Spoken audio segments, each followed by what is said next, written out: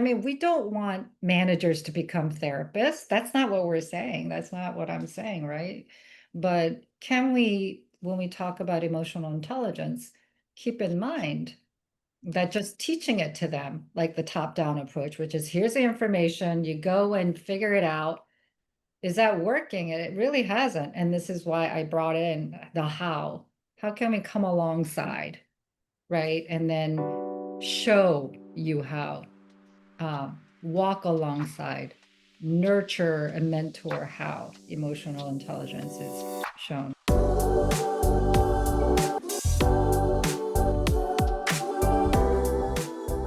Samantha, welcome to the Book Thinkers Life Changing Books podcast. I'm excited to chat with you about your book today. And my first question has to do with a couple of stats from the beginning of your book. Right. You said that the average person spends about 90,000 hours of their lives at work, yet I read in your book that about 70% of workers globally are not fully engaged in their work. So that means that people are unhappy for 90,000 hours of their lives. Am I reading that the right way? I think so. I mean, you could, I think the Gallup poll that took that survey probably subdivided it. Oh, engaged, some of the time, or, they subdivided, but in essence, basically only 30% are fully engaged. I mean, that is pretty astounding to think about, right? And why people are complaining about, oh, why aren't people, producing and whatnot? And I think the executive teams and people who care about the bottom line fail to realize that there's people issues that's driving all of this. So yeah, I really do think that that is really a big issue. And you got it right. I think our audience is probably subdivided into two groups as well. Either the group saying, "Hey, I'm an employee and I am dissatisfied and disengaged at work, and so let's solve this." And then the other half of our audience is probably like, "Hey, I'm a business leader, Samantha. What the heck do I do to prevent my entire employee team from leaving or whatever the case is?" So we'll dive into both of those. What are some of the issues? What are the root causes that are creating dissatisfaction at work as a byproduct? Yeah, I'm glad you asked causes because it's usually multifactorial, right? There's so many different issues, and one of them is this um, statistic I think I also put in the front, which is majority of people are like dealing with a lot of stuff and they're bringing it to work. And in that 90,000 hours, like most of their waking hours is at work. They're carrying all this stuff. And what used to be a community, a loyalty that went both ways, back in the day when the companies took care of you, gave you pension and, all that stuff, that's gone. So there's this lack of community, lack of future, and also a lack of knowledge on how to deal with people and yourself. And like emotional regulation is not a thing anymore. I mean, people usually learn it when they're children from their parents, but hey, what? The two parents are both working now, if you're lucky enough to have two parents. So where are you getting all this? Right? And then you go to the school system and they're just trying to manage numbers and behavioral issues. So it really is a big issue that is not being looked at, not being addressed. And it seems like what was supposed to be like, oh, this community effort um, has really gone to siloed kind of a way of pushing it on somebody else. Well, it's the work of the parents. No, it's the work of the, schools. It's the work of the workplace because that's where they spend most of the time. Oh, cute doggy. It's what Yeah. happens when you record podcast interviews virtually now. You have the dog walking in the background. The community piece is really interesting. I mean, I think you're right. Does that stem from a lot of workplaces being virtual now? Or It was a huge one because one of the interviews that I did that is in the book was somebody who said they, graduated from a top school, wanted to make this big impact on the world, and had this hope, right? That they, as a community together, they would, do something. Well, of course, you get into the real world, and a lot of the, stress is on the bottom line. They're grinding it out. The, leaders are pushing them, but at least they had one another, right?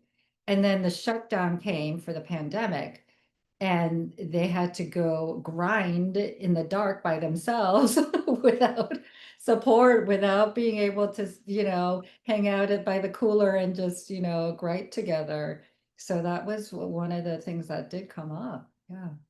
Yeah, I mean, I'm a small business owner. I have a team of 10 and I came from a world where I was working in a physical office and there was water cooler talk and there were birthday parties in the conference room with cheap cake and like all of those things were really fun memories. And then here I am, I'm a business owner and I'm trying to keep culture really healthy and get the team involved. And so we have things like a virtual daily huddle that seem to solve some of those problems, but it's tough. It's tough to replace that in-person culture.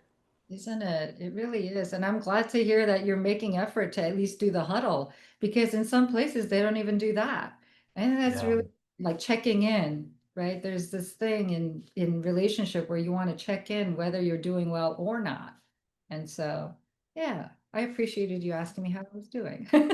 Right? And everybody does. And but a lot of people take that for granted, right, in the workplace, and they just go, where are the numbers, where's my deliverables, blah blah blah, and people are like, well, I'm just coming in, I just buried my father, my mother, right, and here I am. And so it's important to see one another as humans, I think. Yeah, it's that, the people that work with us are not just that 8 hours, right? They're the full 24 hours. And so there's a lot that's happening outside of work, and work is just a smaller piece of that puzzle, oftentimes. Now, it's a Yeah, big part of your life. 90,000 hours is not a small amount. But no, at the same time, people have families and people have hobbies and people have other extenuating circumstances and stresses. And so we need to look at the full human, right? As right. part of solving this problem in this not fully engaged 70% of workers globally. Yeah, for sure. And I think that, I mean, it's not like we're having to take care of your, team when they're not with you, but when they do show up, it's just recognizing that they're dealing with this other stuff. You don't have to know the details, right? But just recognizing, okay, they're coming in, and things are going to be played out, vice versa. So if you're yelling at your, team, or what, I'm not saying you, but like if like you, the general you, right? If one is yelling at their team or whatever because they had a fight with their spouse, then guess what? When that team member goes home, what might be happening? So we're in this like loop, right? Loop de loop, and one thing affects another, and we're in this huge web of community where most of our waking hours are doing work. And Mm. so talk about culture, where we talking about everything, like sociopolitical, everything, economic, like why aren't we including the work culture in that conversation, right? Because it's affecting so much. Yeah. Yeah. Yeah.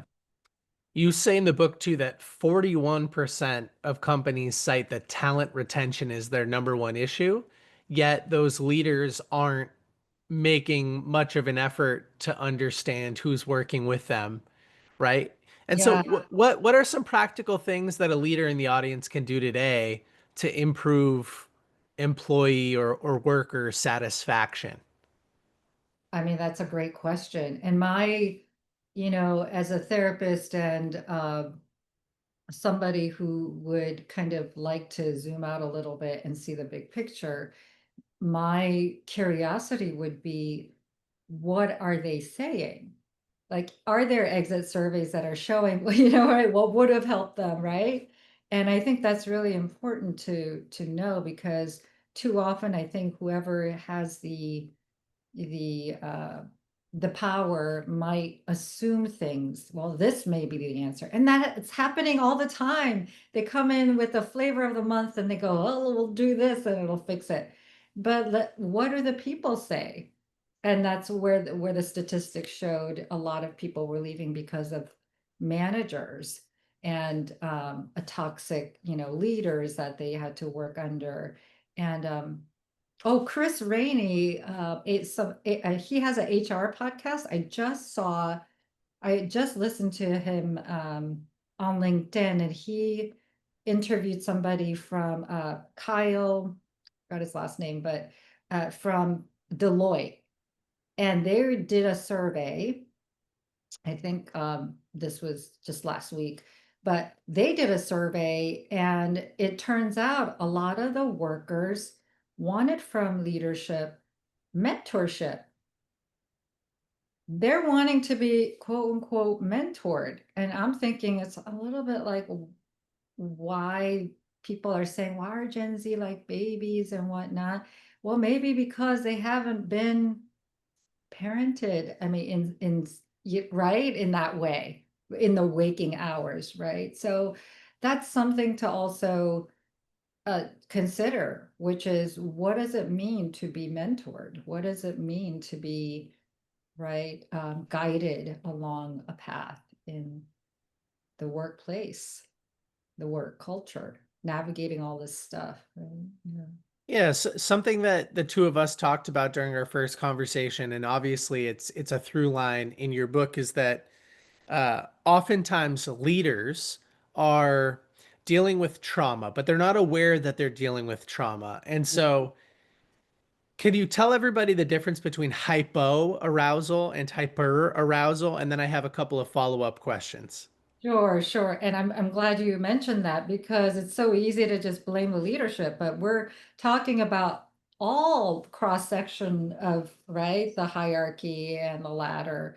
And a lot of times you would think like good performers who get up to the leadership are are perfect and their life is perfect and why are they coming down hard on me or whatnot. But the whole point is trauma is no respecter of persons. It just happens, right?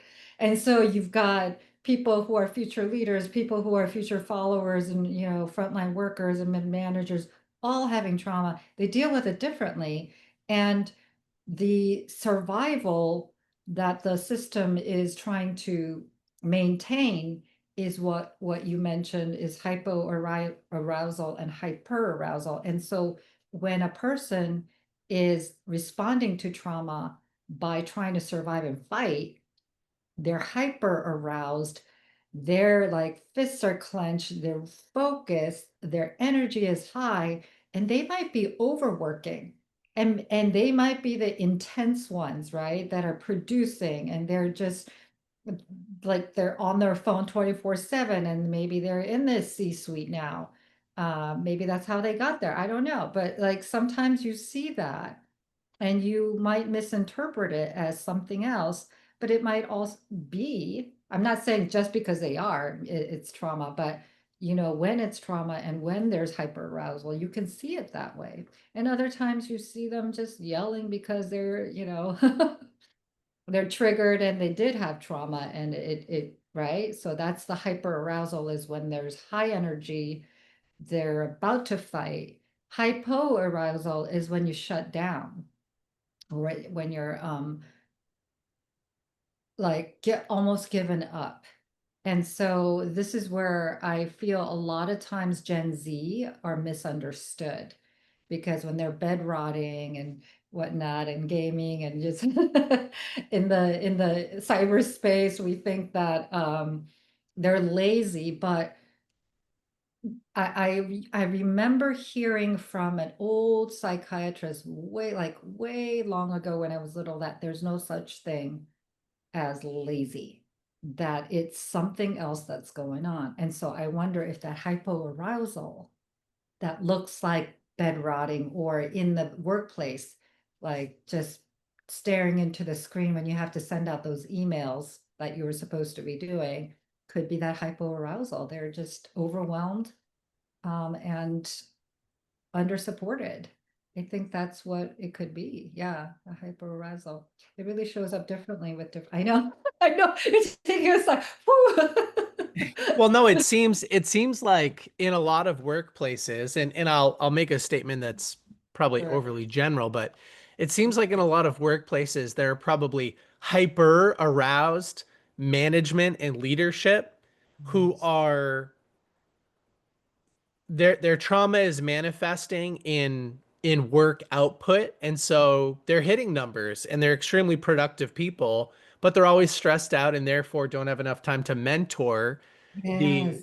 the hypo aroused Yes. workforce that Yes. is bed rotting and defaulting to video games and social media because they're also stressed out and overwhelmed, except they're not productive because they're shutting down instead of overworking. And so there's probably this like bigger gap that's forming. And that's why they say, hey, everybody's lazy and nobody's working. But meanwhile, everybody's just overwhelmed at the same time. Exactly. Everybody's overwhelmed and under-supported, right? And there's more of a divide because of that, because as you say, both sides are overgeneralizing the other and not really understanding they're actually dealing with the same thing, with Mm. overwhelm and burnout, right? Because these guys, the ones who are in the leadership, might be like hitting the numbers, but for how long and at what cost, right? Because people drop, right? Health reasons, or they just drop out of sight. They leave. They leave the big companies, or sometimes even medium companies and small companies, and they just like, okay, I just need time out. I've heard that too. Yeah. So here you are observing this data and working with a lot of those kind of high functioning but trauma ridden leaders, right? And why'd you decide to write a book about it? I felt because I was doing only half the work as a therapist, like they were coming to me and I was seeing this pattern, right?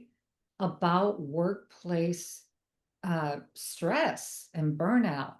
And they weren't coming to me because of work, but a lot of the things that they were talking about was work related and it was relational, but it was manifesting. And then we started seeing patterns that were, wait a minute, what you're saying affects you, what parts of you are affected with your boss. It sounds similar to what you said about your mom. And so, like, right, there were like patterns that were like arising that were very apparent, and they were doing well. My clients, clinical clients, were doing well, but when they walked back into a system, I was hearing about the way the system of the workplace were trying to deal with this kind of stuff was not hitting the mark. It was like totally missing, so, right?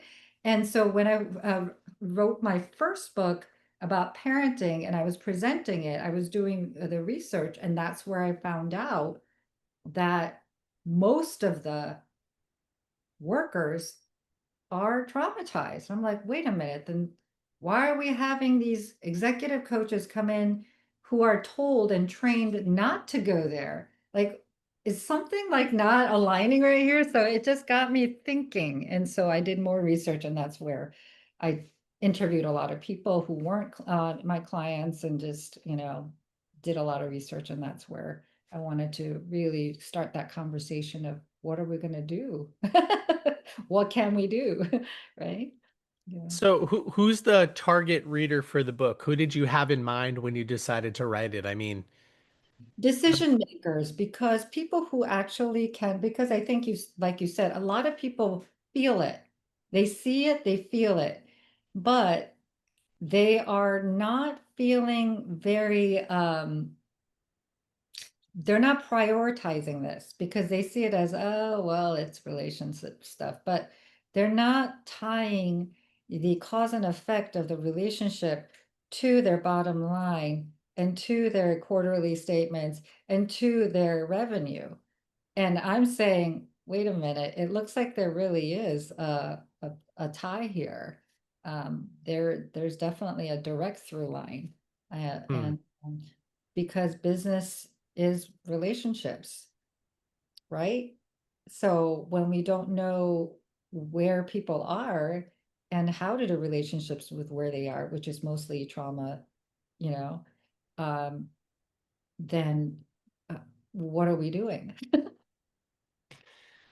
You read a lot about how leadership, the demands of a leader have changed. I mean, we live today in a society where that kind of strict top-down style, it's not accepted anymore. And it's been replaced by more of a call to be a servant leader and to be more empathetic and a little bit more patient.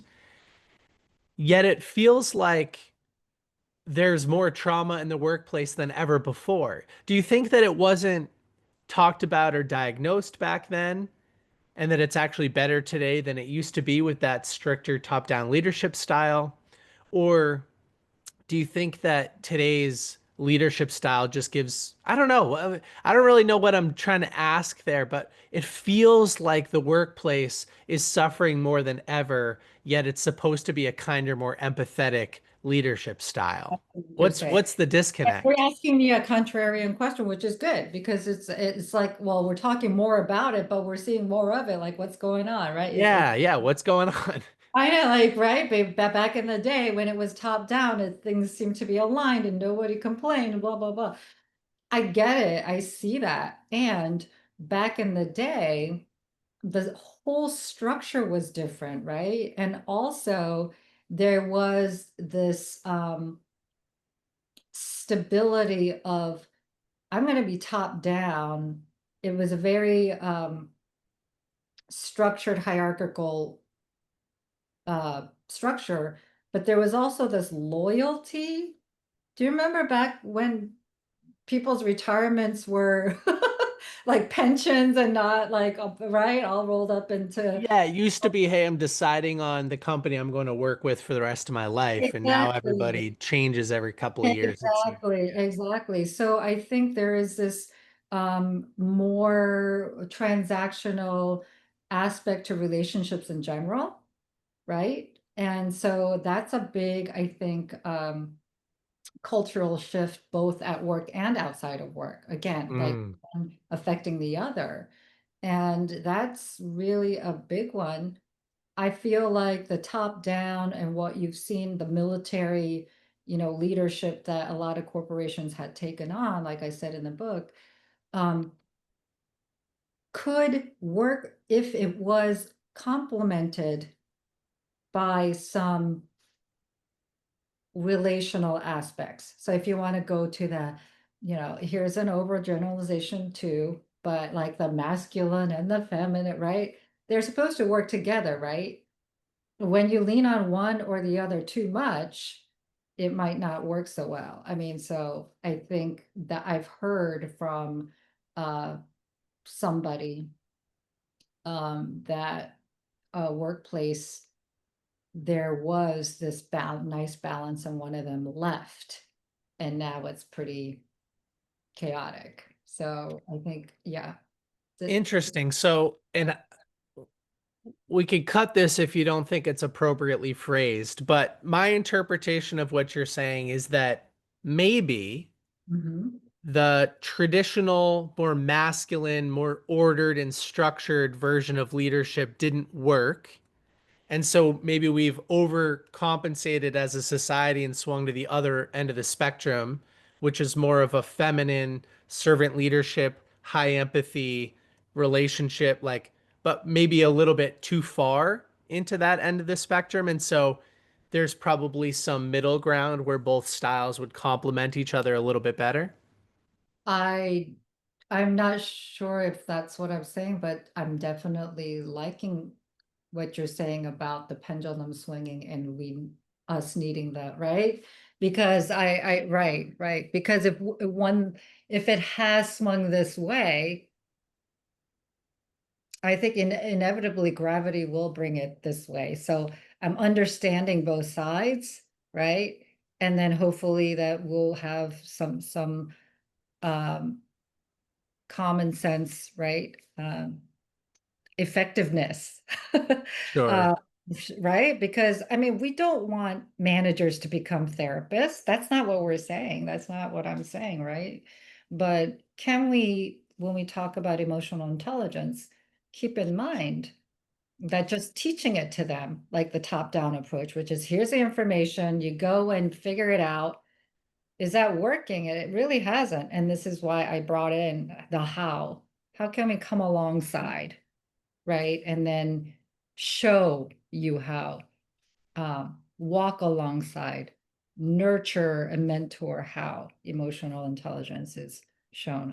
I think that's probably what I'm trying to get at. Does that That's make a better, yeah, that's a better explanation. You say in the book too, there was a Harvard Business Review leadership boot camp, and there Yes. was a poll done with thousands of participants that showed Yes. that I was there. Yep. 85% of them said that EQ was more important than IQ and technical knowledge, which was Yes. interesting.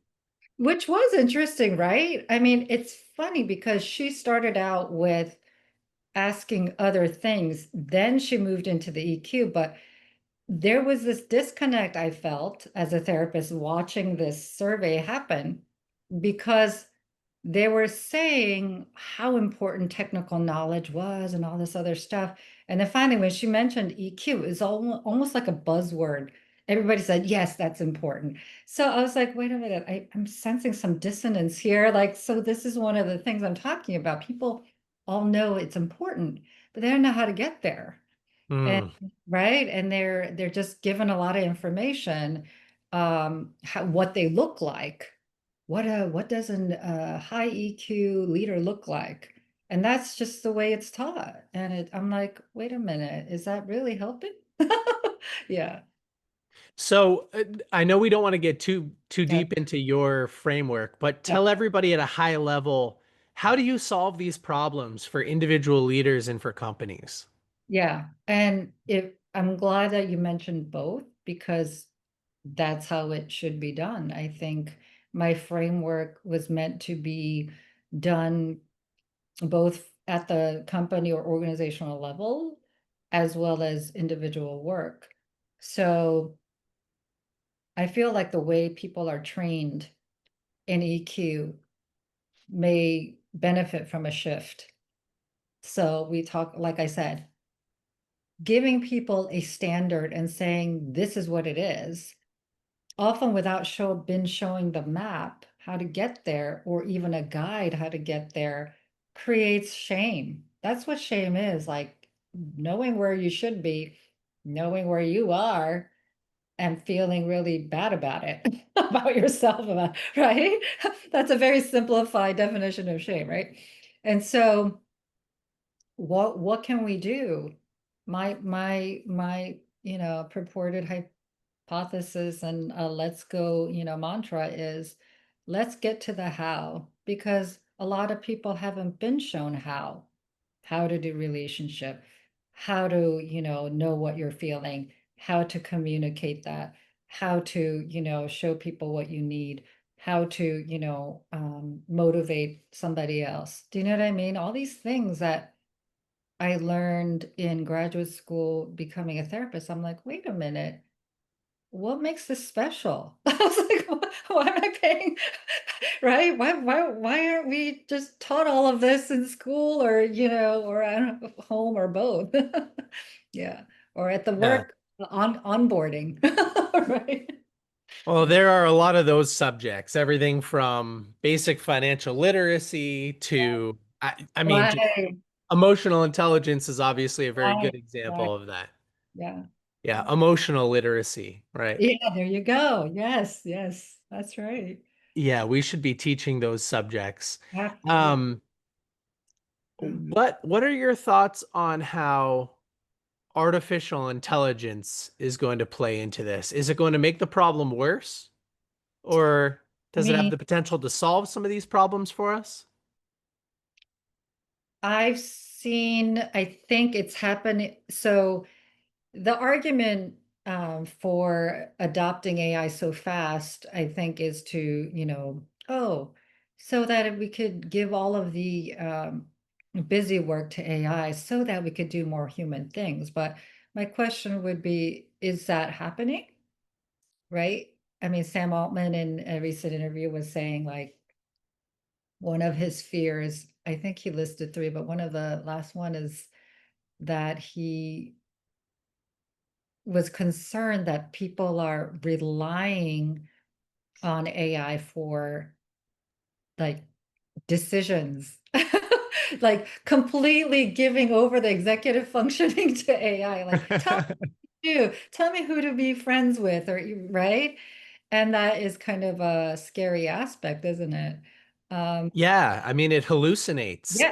Oh, And yeah. And it's not even, and then the other thing is that it's not there. It's not there yet. I mean, it's like it's really not reliable right now. Yeah.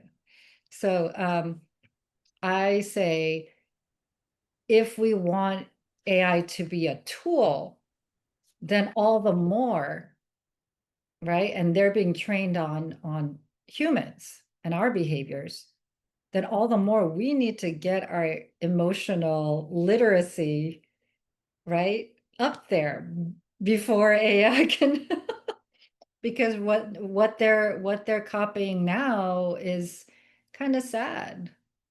You know, some of the I don't know if you've seen they have those virtual what do you call those avatars, you know, supposedly to save time. But what are they talking about? They're talking about like a lot of these social media things that are just, you know, superficial and whatnot, right? So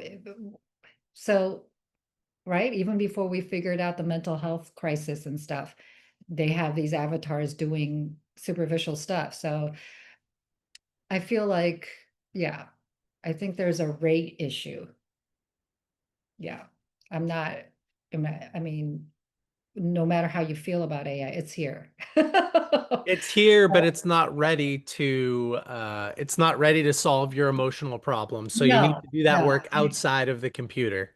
ab- absolutely. That's what I'm saying. And also, we need to do it at the front end, right? We don't want to be relying on the computers to do that. We need to figure it out amongst ourselves, among human beings, to figure this out, this relationship stuff out. And so that, you know, computers can learn from us, but we're the ones. And yeah. Yeah, so it's kind of like we're feeding it imperfect information on how Yeah. our experiences are, and then other people are relying on that imperfect information to make decisions, and it's just probably spiraling in the wrong direction. Exactly. Yeah. For somebody who's in the audience that says, "Hey Samantha, okay, I'm a leader and I need to improve my emotional intelligence. Where do I start? How do I do that?" Well, I would give them that first what do you call it? Step. And it's E for exhale, which is take a step back because whatever you're doing, right? It's probably all engrossing. The fact that you're wanting to do this and improve your emotional intelligence probably came at something, came through a cost of something or an awareness of something. And it's when there's an issue like a crisis, it's very tempting to berate yourself and say, oh gee, or if you get a bad um, you know, evaluation at work or you got a PIP or whatever, oh yeah, I need to improve my EI. The first thing might be to go to shame, but if you want to just take a step back and kind of look at the big picture, just physically exhale, maybe just, you know, take that moment and whether it's a day or PTO or, you know, whatever it is. I probably shouldn't say PTO because then people will be like, oh no, she's gonna increase the uptick in PTO. But you know, Nationwide, yeah, the day after this podcast goes I live, nobody goes to work. know. But just zooming out, I think is the number one. And the self-awareness, I'll give you the second one. It's just moving into your body and becoming aware of what's going on. That's huge. Those two big things will be the beginning of the whole, embrace method, which will really, really do a little more deeper emotional intelligence work. Yeah, Yeah. yeah, I like that. As we start to wrap up the show today, I'm curious, who are some good examples of leaders? Any names come to mind? I mean, who is nailing this framework in their behavior today? Public figures. Public figures. Not like some individual people Well, and behind the that scenes. and that's a hard one to say because they're public. I don't know what they're right because one of the issues with real leadership, and this happens often with any kind of public figures, is they have a good image preservation mechanism, but they go home and they're terrible with their families. I don't think that's a good leader. Do you? I mean, No, no, I don't either. yeah, so it's really hard. It's a hard one to to really name. I would say anybody who has at this level of chaos in the world, people who are growth mindset, um, in a growth mindset where they're not afraid to share their own growth still going on with a transparency. And I can think of some spiritual leaders, but then even, because they also share a lot of their struggles. So whoever, I don't want to name names because then, like looking back, this will be on record and we find a scandal or something, right? Anybody, because this goes back to my whole point of this parts work that I'm such a proponent of, which is when we're living moment by moment, right? Nothing is guaranteed anymore. Well, it never was, right? But like moment by moment, one decision is that moment's decision. So we don't know what the next moment will bring. And so when we look at life that way, and when we look at growth that way, and have a growth mindset, it really helps us to deal with these people who are coming into work with stuff that when they react in a way we don't like, we don't have to say that's a bad person that needs to be fired right now, but you can kind of say they made that decision in that moment of time.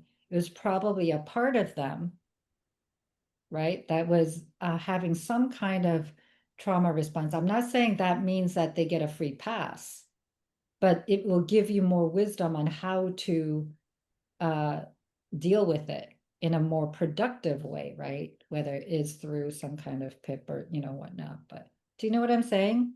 But we're so quick to take one action, one little thing, and just paint a broad brush and then make a whole life altering, work altering decision around it. Do you know what I'm saying? Like, does that make sense at all? It does. Yeah, yeah. No, I do understand what you're saying. Yeah, it's an invitation to slow down and be a little bit more compassionate with other people And and yourself uh and too. yourself. Yeah. I think because what we have is what we're giving. So a lot of the leaders who are hard on their coworkers, they were probably hard on themselves, and that's probably how they got up to where they were, right? Like going back to that whole trauma response of hyper-arousal. But if you can give yourself a little more compassion, then you can give a little more compassion to your coworkers. Mm. Yeah, I was having a conversation with a member of my team recently, and he brought up a Ram Dass quote, speaking of spiritual leaders. And it was something like, the greatest thing that I can do for you is work on myself. And the greatest thing you can do for me is work on yourself. And once we establish that that's Yes, how we need to move forward, yes. everybody is working on themselves in service of others. Love that. I love that. It's a great way to, close out our conversation, right? Because that's pretty much what is at the foundation of The all of essence of our your work. Yeah. work. Yeah. Yeah. Samantha, for those that are interested in learning more about you, where can they go? What can they do? How do they get a copy of the book? Tell us. Sure. The copy of the book is on Amazon. It's What Other Leadership Books Don't Tell You. If you want to go on to the landing page of my website, the website is SWN as in Nancy Consulting, LLC.com. And Okay. then backslash what other leadership books don't tell you. Yeah. Yeah, so we'll get the link to that in the show notes. And then we just summarized the book in one format, but I'd love to hear what you say. If your book was deleted, but you could leave the world with just one message from it, what would that message be? It would be we're all in this together. Nobody asked for the things that happened to us. How about we treat one another with this knowledge, right? Hmm. As we work on ourselves to be in service of you, right? Yeah. Well, yeah. And I think that would be, I really love the quote that you just mentioned. I think that would really be an underlying part of that message. Well, thank you for the wonderful conversation today and for giving me a chance to learn from you. Well, thank you. Thank you. I mean, you quoting that, reassures me that you really got it. That's awesome. Well, thanks so much, Nick. Okay.